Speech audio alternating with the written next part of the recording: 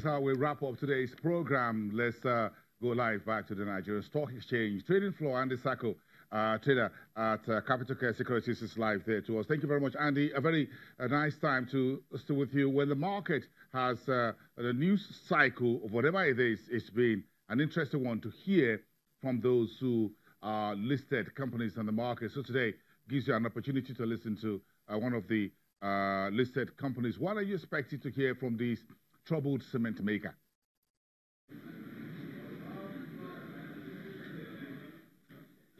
Well, again, it's a pleasure to be on.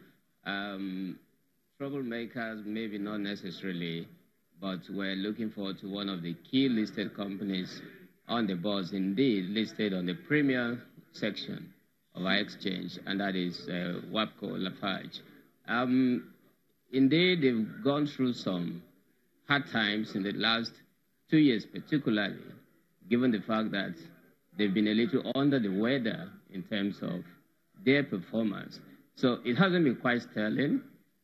They have been trying to navigate their ways in trying to ensure that they goes to shore. So one of the things we'll be looking forward to hearing from them is how indeed they intend to run this course. They've not been able to stay on the path of significant performance, buffeted by a number of factors. One of the key burdens they've had to deal with in recent years has to do with the financing cost of their business. Indeed, as you do know, Bausin, one of the key issues in the cement space of the business in Nigeria is that of cost. And Lafarge has not been able to navigate that space, in a manner that will ensure that its stakeholders take some benefits home at the end of a financial year. So one of the things we hope that they will tell us is how they intend to go through this process and yet be able to post some robust numbers and ensure that at the end of the financial year, whether it is the current year or years going forward, investors will, continue to have an eye on it the way they've had it before. So we're waiting for the management and hopefully the board of Lafarge WAPCO to come and at least give us some tonic that will weigh the appetite for investors' attraction back into the business. And this is not a new company in the Nigeria business space. Yes. This cement maker has been in business for several decades, so it's not a new company. It's not a new kid on the block. Yeah.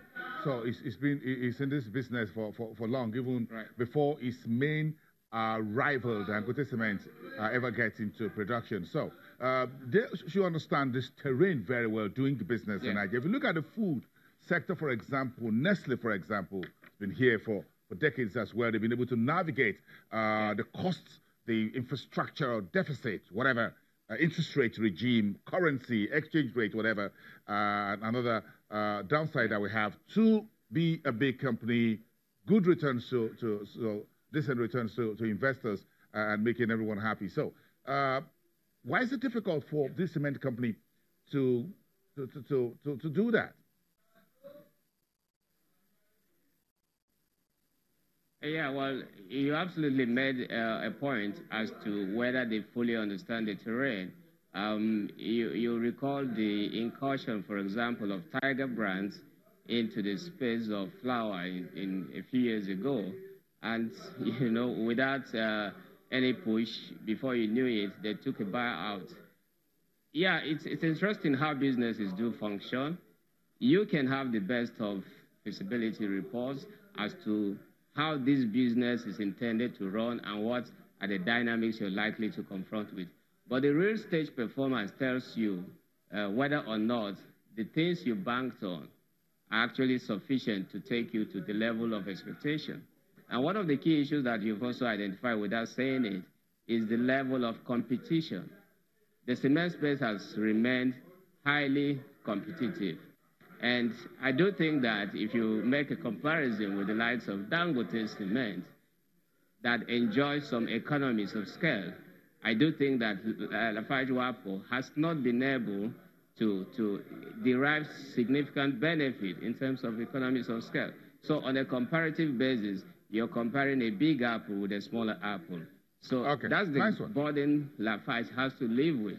Indeed, they're already in the business space, and therefore they will have to find a way of trying to get on board.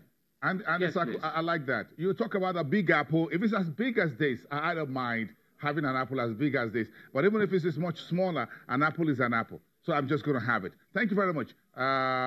Let's get together and have some apple together, maybe sometime in the future. Thank you very much.